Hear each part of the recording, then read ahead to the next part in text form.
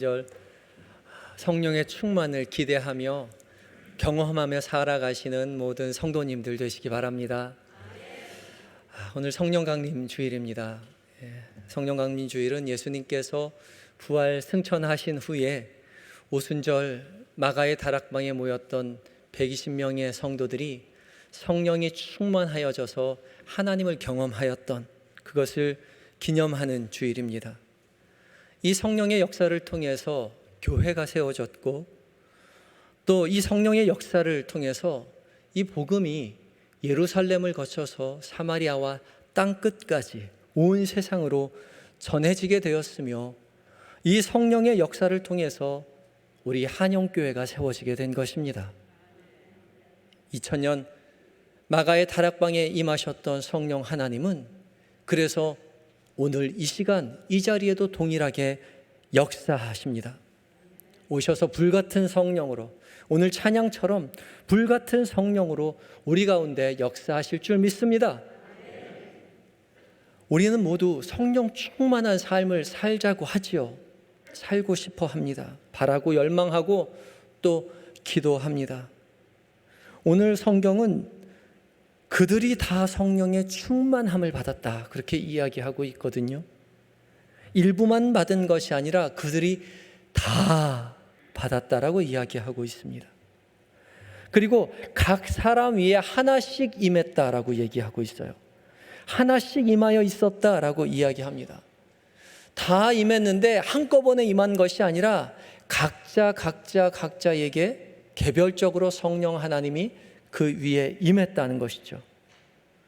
성령 하나님은 우리 모두에게 다 임하는 것이고, 또 한 사람 한 사람 각자에게 임하는 것입니다. 우리 모임 가운데 성령 하나님 있지만, 우리 모임 가운데 뿐만 아니라 바로 나에게 찾아오신 그 성령 하나님을 우리는 만나야 합니다. 여기 계신 성도 한 사람 한 사람 모두에게 임하시는 성령 하나님의 귀 기울이심에 우리도 응답하시고 그것을 경험하시고 자랑하시는 우리 모든 성도님들 되시기 바랍니다. 성령의 역사요. 이 성령의 역사를 우리는 기대하고 믿고 경험하시고 성령의 사람으로, 성령의 교회로 세워나가야 하는 것이죠. 우리는 그래서 예수 믿는 것입니다. 우리는 어떤 이론을 믿는 것이 아니라 살아계신 하나님의 역사를 경험하기를 바라고, 살아계신 하나님의 은혜, 성령의 충만하신 삶을 몸으로 살아내려고 살아가는 사람들이죠. 어릴 때 그래서 성령 받아야 된다고, 우리 성령 받기 위해 얼마나 노력해 왔는지 몰라요. 저도 고등학교 때 수련회가 되면 의뢰이 기도원에 갔습니다. 기도원에 가면 전도사님이 소나무 뿌리 하나씩 붙잡고 뿌리 뽑아야 된다고 그렇게 얘기하셨죠. 그래서 저도 다 같이 방석 하나씩 들고 기도원 뒷동산에 올라가서 소나무를 하나씩 잡습니다. 이렇게 봐서 제일 얇은 거로 뽑기 쉬운 거 가지고 그 자리에 앉죠. 가면 다른 사람들도 다 앉아 있어서 방석 자리가 있고, 또 사람들이 붙잡고 기도한 자리는 조금 반질반질하게 되어 있어요. 이거 한번 뽑아보겠다고 무릎 꿇고 기도해서 열심히 기도하지만 당최 뽑히지가 않아요. 아무리 열심히 기도해도 성령 받은 기억은 없고 내려와서 라면 끓여 먹은 기억만 있습니다.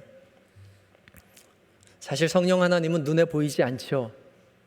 귀에 들리지도 않습니다.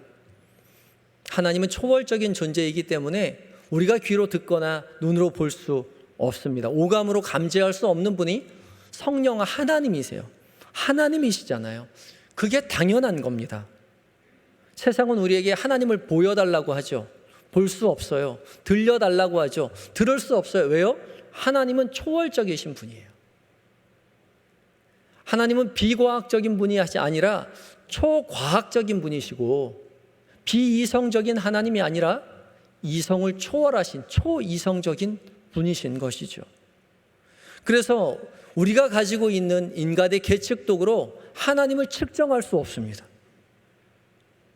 그런데 가끔씩 하나님이 우리가 이해할 수 있는 방식으로 나타나실 때가 있죠. 하나님이 우리에게 나타나셔서 우리 눈에 보일 수 있도록, 우리 귀에 들릴 수 있도록 인식할 수 있는 방법으로 자신을 드러내어 주시는 거지요. 우리는 원래 하나님을 알 수 없지만 하나님이 우리가 알 수 있는 방식으로 내려오시는 겁니다. 어떤 사람은 십자가에 달린 예수님을, 여기 십자가가 없는데도 불구하고 예배당에 왔는데 십자가에 매달린 주님을 보기도 하고요. 어떤 사람은 길에 가다가 하나님의 음성을 듣기도 합니다. 아무도 말하는 사람이 없는데 하나님의 음성으로 들려지기도 해요. 어떤 사람은 기도 중에 하염없이 눈물이 흐르기도 하고요. 어떤 사람은 꿈을 꾸는데 그것이 하나님께서 역사하심이구나 라고 인식할 정도로 분명한 꿈을 꾸고 응답을 받기도 하죠. 저도 그렇게 소나무 뿌리 뽑으려고 붙잡고 기도했지만 하나님을 만나지 못했었는데, 성령을 경험하지 못했었는데 겨울에 한번 기도원에 간 적이 있었습니다. 그때도 교회에서 함께 전도사님과 함께 다 같이 기도원에 갔었는데, 저는 이제 보통 기도원에 가면 항상 앉는 자리가 있어요. 북 옆에 앉습니다. 북 옆에. 예전엔 기도원 가면 북을 쳤는데 북 옆에 강대상 위에도 사람들이 막 무릎 꿇고 기도를 했잖아요. 저는 항상 북 옆에서 예배드리고 기도하고 했었는데, 그날은 사람들이 너무 많아서, 이 강대상에도 사람이 너무 많아서 앉을 자리도 없고 북 옆에도 앉을 자리가 없는 거예요. 그렇다고 또 예배당에는 앉을 자리가 있었나요? 없었죠. 예전에는, 지금은 이렇게 의자에 앉아서 예배를 드리지만 그때는 기도원은 의자가 없었습니다. 다 방석으로 앉아 있었어요. 다 장판이고 방석으로 앉았지만 방석에 안 앉고 다 집에서 이불 가지고 와서 이불 깔고 앉아 있었어요. 거기서 이틀, 3일, 일주일 밥 해 먹어가면서 잠자가면서 예배당에서 기도하고 은혜 받고 그렇게 설교 듣고 했죠. 그 기도원에 사람이 너무 많아서 이불을 깔 자리가 없었던 거예요. 방석 놓을 자리도 없고. 그래서 도무지 앉을 자리가 없어서 어쩔 수 없이 저는 이제 남이 이불 깔아놓은 자리에 끼어 앉았습니다. 제가 그때 기억으로, 지금 기억으로 이쪽 오른편 한 3분의 1 지점 앞쪽에 앉았던 걸로 기억이 들어요. 어떤 이제 아주머니가 이불을 크게 펼쳐놓고 앉아 있었길래 좀 빈자리가 있는 것 같아서 한쪽 끝에 앉아서 예배를 드렸습니다. 예배를 드리고 기도하는 중에 무슨 일이었는지는 기억이 안 나는데 갑자기 눈물이 나고 갑자기 하나님의 은혜를 쭉 많이 경험한 적이 있어요. 눈물만 나면 좋은데 콧물까지 막 흘려가면서 막 기도를 했습니다. 이게 하나님, 은혜를 받았구나 막 기도를 하면서도 이제 들은 생각이 있어서, 이렇게 은혜를 받으면 옛날에 죄 지은 게 다 슬라이드처럼 지나간다는데 지나가나 보자. 그러고 기도하면서 기다리는데 지나가는 것 같진 않아요. 지나가지는 않네. 그러면서도 계속 눈물이 흐르고 콧물이 흐르고 기도를 하면서, 근데 몇 가지 생각나는 건 있더라고요. 그래서 생각나는 대로 하나님 앞에 회개하면서 막 눈물 콧물을 쏟으면서 막 기도하면서도 또 생각나는 게, 이거 내 이불 아닌데 이거 콧물 떨어뜨리면 어떡하나. 이거 내 이불 아닌데 아줌마한테 미안해서 어쩌지? 그러면서도 어쩔 수 없이 눈물이 계속 흐르고 콧물이 계속 흐르고 계속 기도를 하면서 은혜를 받은 적이 있어요.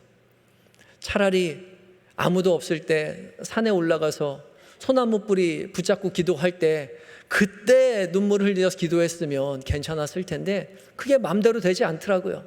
하필이면 남의 이불 위에서 울면서 그렇게 콧물 흘리면서 기도했습니다. 걱정스러웠지만 기도 다 마치고 나서 이제 휴지로 잘 대충 닦아놓고 그러고 예배를 마치고 밖으로 나왔죠. 하나님께서 저에게 임하신 것이죠. 성령으로 충만히 하나님을 경험하게 하신 것입니다. 그것이 저에게 큰 은혜가 되었고 기쁨이 되었고 신앙의 그 참 획기적인 아주 기억에 남을 자리가 되어서 그 자리를 하나님께서 나에게 그렇게 역사하셨지, 지금까지도 기억을 하고 있습니다. 하나님께서 나타나셨을 때요, 우린 직감적으로 알 수 있습니다. 아, 이건 하나님이시구나. 하나님이 나에게 은혜를 주시는구나. 하나님이 보여주시는구나. 하나님이 꿈으로 응답하셨구나.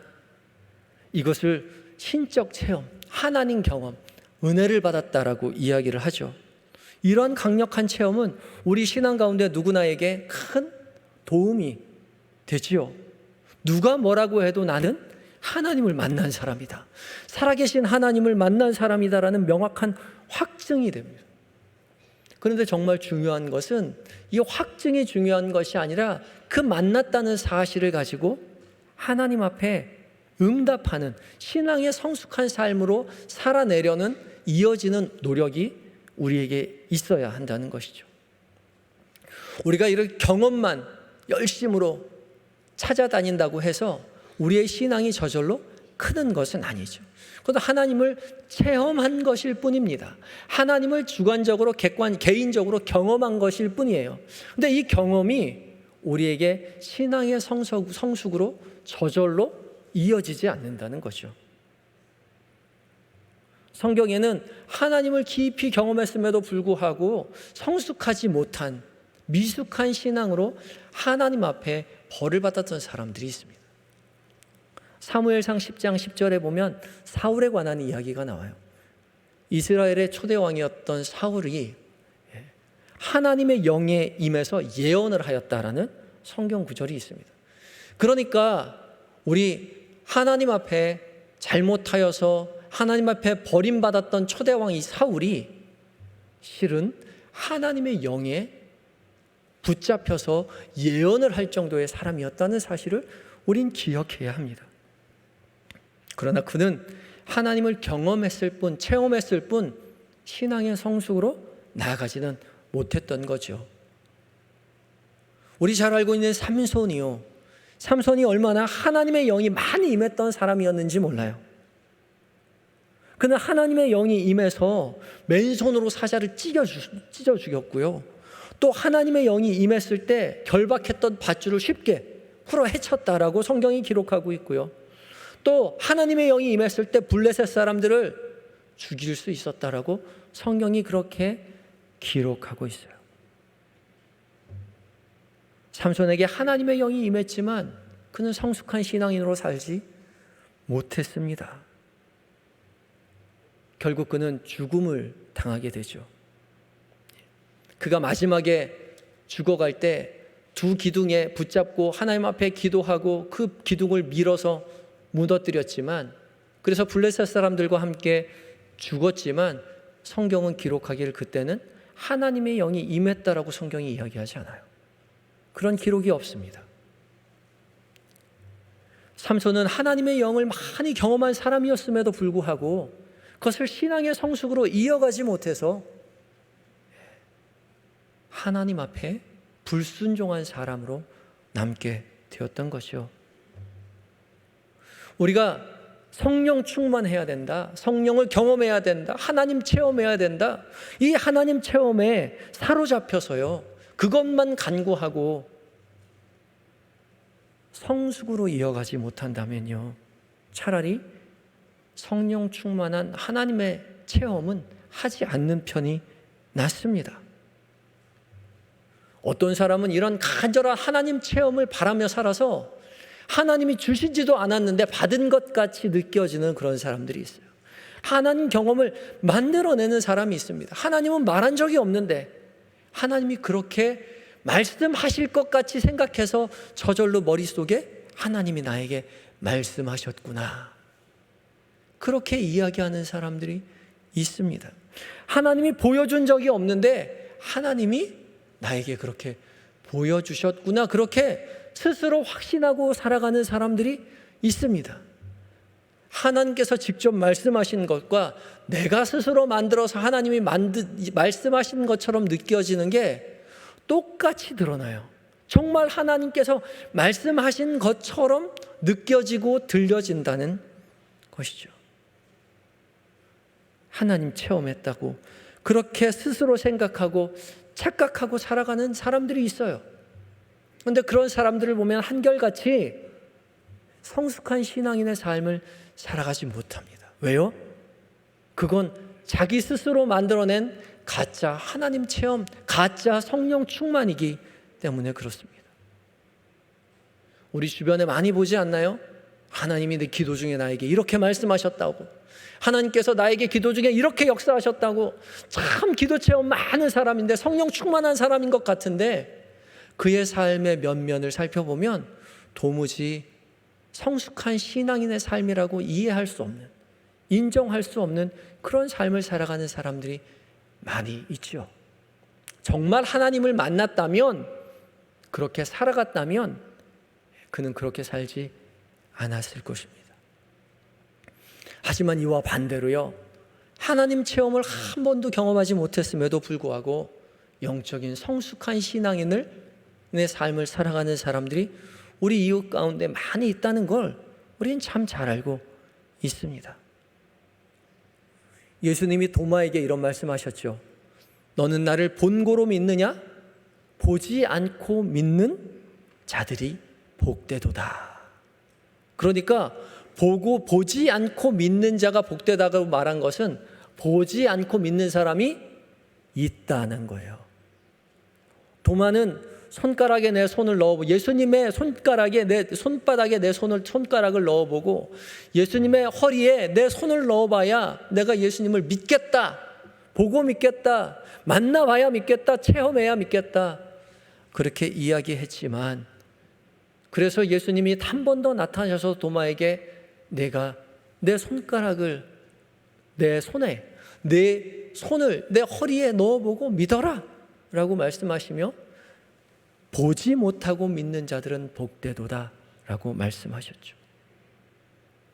보지 못하고도 믿는 사람들이 있어요.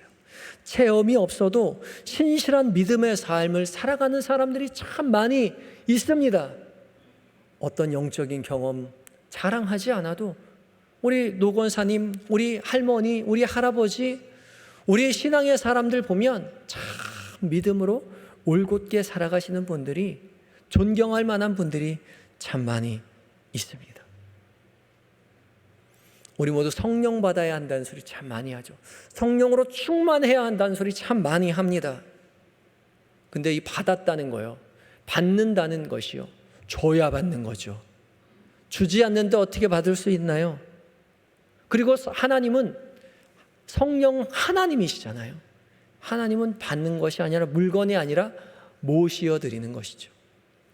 성령 하나님이 우리 가운데 찾아올 때 우리는 성령 하나님을 모시어 드리는 것입니다. 그런데 성령 하나님을 모시어 드릴 때 그것을 깨닫는 사람이 있고 깨닫지 못하는 사람이 있다는 거예요. 기본적으로는 깨닫지 못할 수가 있어요. 왜요? 하나님은 볼 수도 들을 수도 만질 수도 없는 분이기 때문에 그렇습니다. 그러면 그 사람이 성령 하나님을 모시고 사는 사람인지, 성령으로 충만한 사람인지 어떻게 알 수 있을까요? 삶을 보면 압니다. 사는 걸 보면 알아요. 성령이 충만한 사람은 삶에 변화가 옵니다. 하나님을 모시고 사는, 성령 하나님을 충만히 모시고 사는 사람은요, 그 삶이 변화될 수밖에 없다고요. 집에 손님 오면 어떻습니까? 조심스럽지요. 몸가짐도 조심스럽고 또 행동 하나하나가 참 조심스럽습니다. 왜요? 손님 오셨잖아요. 제가 대신방을 가보면 집안이 깨끗해요. 어우, 깨끗하게 해놓고 사시네요. 치웠죠. 목사님, 안방은 절대 들어가시면 안 됩니다. 거실만 치워놓은 거예요. 거실만. 안방만 들어가세요. 목사님 오신다고 거실만 치워놓은 거죠. 목사님 오신다고도 그렇게 조심스럽게 깨끗하게 준비하고 치워놓고 예배드리고 있는데, 살아계신 하나님을 우리의 삶 가운데 모셨을 때 우리가 어찌 지저분하게 예전에 살던 모습 그대로 살아갈 수 있겠습니까? 성령 하나님을 충만히 우리 가운데 모신 사람은 삶이 조심스러울 수밖에 없어요. 행동이, 말이, 삶의 모든 것들이 바뀔 수밖에 없다는 것이죠. 성령이 충만한 사람은 신기한 현상을 체험한 사람이 아니라 예수님을, 성령 하나님을 우리의 삶 가운데 모시고 주님의 말씀 따라 주님과 함께 동행하며 살아가는 사람들인 거죠. 그것으로 충분합니다. 그것으로 알 수 있어요. 나는 성령으로 충만한 사람인가? 나에게 뜨거운 경험이, 나 유창한 기도가 없다 하더라도 우리의 마음 가운데 하나님을 모시고 살아가고 있다는 신뢰가 있다면 여전히 우리는 하나님의 성령으로 충만한 사람인 거죠. 고린도전서 12장 3절에 바울은 이렇게 이야기합니다. 성령으로 아니하고는 누구든지 예수를 주시라 할 수 없느니라. 그러니까 예수님을 주라고 이야기하는 사람들은 성령이 그 안에 계신 분이라는 거죠. 성령이 아니고서는 예수님을 주인이라고 말하지 못한다는 거잖아요.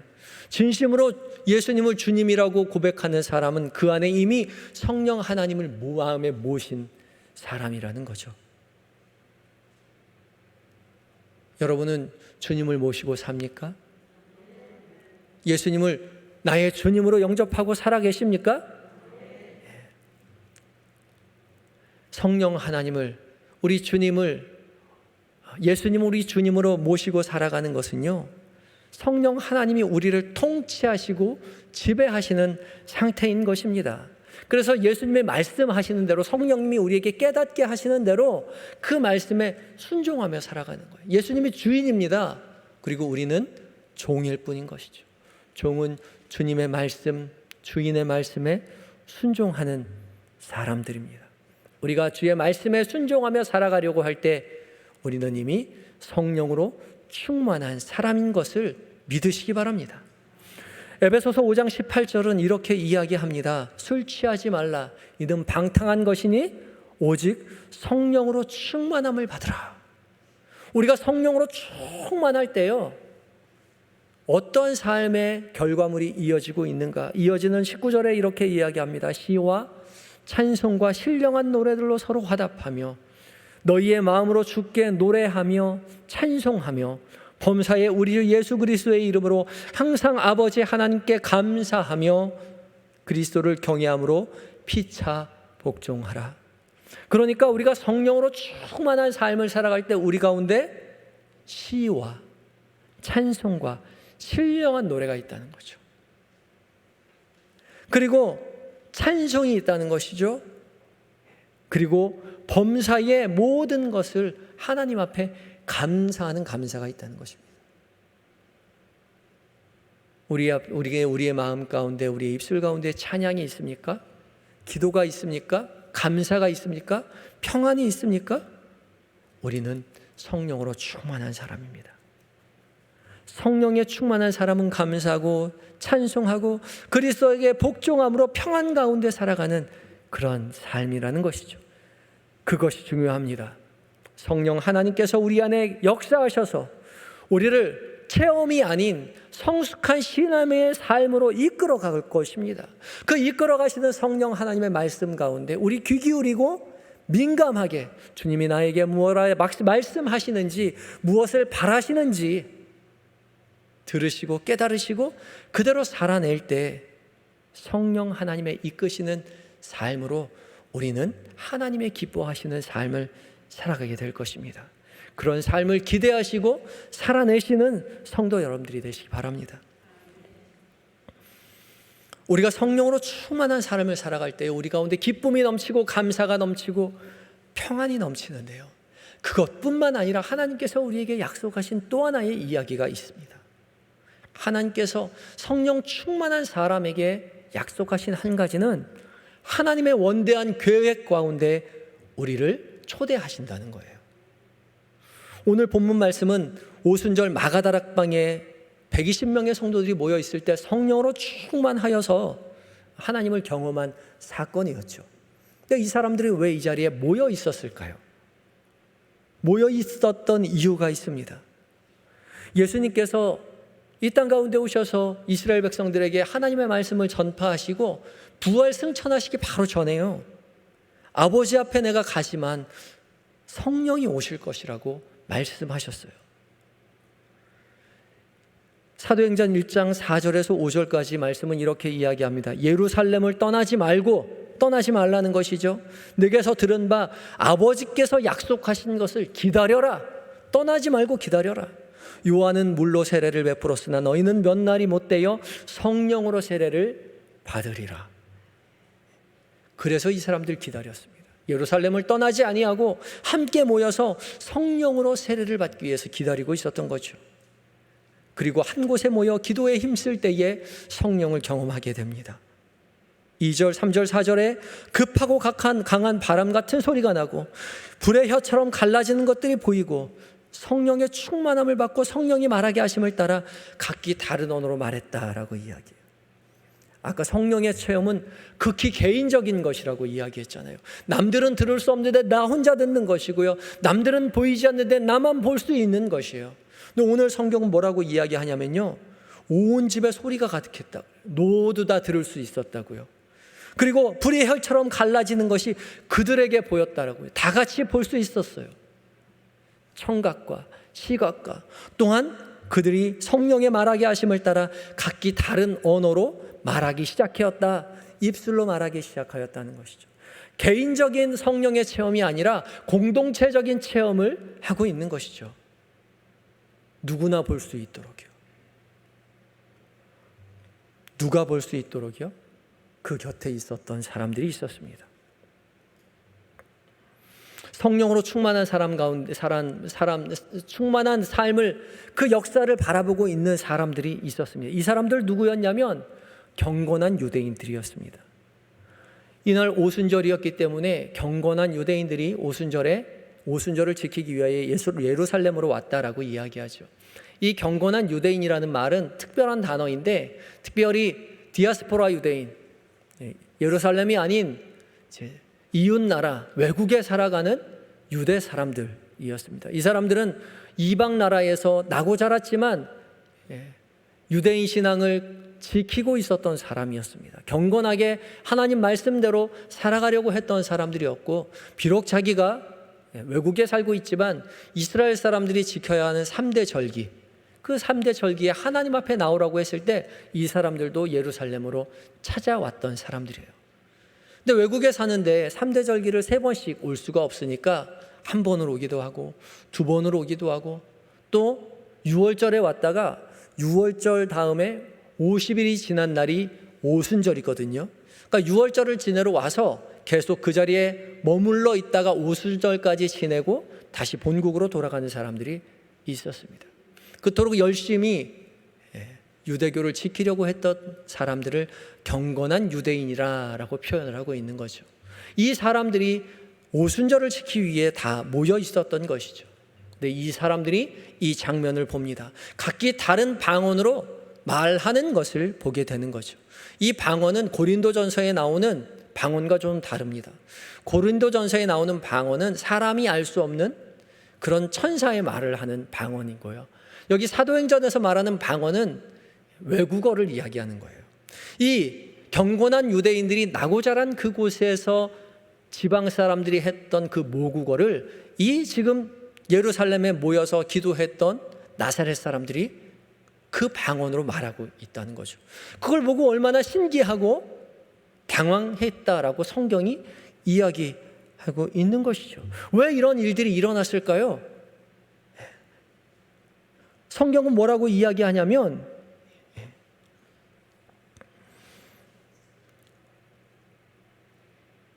11절에 우리가 다 우리의 각 언어로 하나님의 큰 일을 말함을 듣는도다, 그렇게 이야기하고 있습니다. 지금 각 언어로 무엇을 말하고 있습니까? 하나님의 큰 일, 하나님의 큰 일을 말하고 있는 거죠. 예수님이 승천하실 때 이스라엘 백성들에게 제자들에게 약속하신 것이 있었습니다. 오직 성령이 너희에게 임하시면 너희가 권능을 받고 예루살렘과 온 유대와 사마리아와 땅 끝까지 이르러 내 증인이라 말씀하셨죠. 땅 끝, 이 땅 끝은 바로 외국을 이야기합니다. 그 외국에 있는 사람들에게 지금 복음이 증거되고 있는 거예요. 하나님의 역사하심을 말하고 있는 것이죠. 다시 말해서 하나님이 말씀하신 것이 이 120명의 사도를 통해서 이루어지고 있는 것입니다. 예수님께서 약속하신 그 큰 일에 하나님의 사람들을 초대해 주고 있는 것이라고요. 성령이 충만한 자에게 하나님의 크신 역사에 초대하고 있는 장면을 우리는 보고 있는 것입니다. 이것이 교회 최초의 교회가 행한 일이요, 교회의 사명이기도 합니다. 하나님의 큰 일을 땅끝까지 증거하는 것이요, 세상에 선포하는 것이요, 그것이 교회의 제일 중요한 사명입니다. 성령으로 충만하여 우리가 해야 할 일은, 한영교회가 성령으로 충만하여 해야 할 일은, 우리 모든 성도들이 성령으로 각기 충만하여 해야 할 일은 땅끝까지 이르러 하나님의 증인, 예수 그리스도의 증인이 되는 것입니다. 하나님께서 우리에게 행하신 놀라운 큰 일을 세상 가운데 알리는 것이죠. 그 일을 위하여 우리가 부름받았고 성령으로 충만한 것이고 성숙한 신앙인으로 자라가게 되는 것입니다. 우리가 이 일을 꿈꿔야 하겠습니다. 주님, 우리가 성령으로 충만하여서 주님 우리에게 하신 역사를 세상 가운데 널리 증언하는 사람이 되게 하여 주시옵소서. 성령 하나님, 우리 한영교회에 성령으로 충만하셔서 우리 한영교회가 세상 땅끝까지 하나님의 하신 큰 역사하심을 증거하는 교회로 우뚝 서게 해 주십시오. 간절한 마음으로 기도하며 기대하여야 합니다. 이 일을 위해서 기도하시고 이 일을 위해서 헌신하심으로 성령이 충만하여 하나님의 크신 역사에 초대함을 받고 그것을 증거하고 자랑하며 하나님 앞에 영광 돌려드리는 한영교회 모든 성도님들이 되시기 바랍니다. 기도하시겠습니다.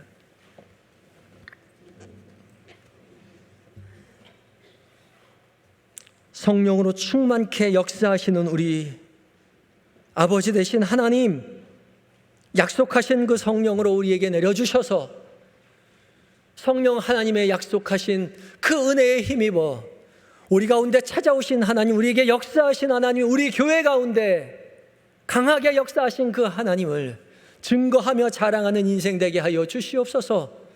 우리의 자녀에게, 우리의 남편에게, 우리의 아내에게, 우리의 이웃들에게 살아계신 하나님을 자랑하고 증거하는 그 사역의 자리에 우리를 초대하여 주시옵시고, 그로 말미암아서 우리의 가문이, 우리의 교회가 하늘의 복으로 쌓음받아 주의 기뻐하시는 삶을 살아내는 우리 모두가 되게 하여 주시옵소서. 그렇게 역사하실 주님을 기대하오며 예수님의 이름으로 감사하며 기도하옵나이다. 아멘.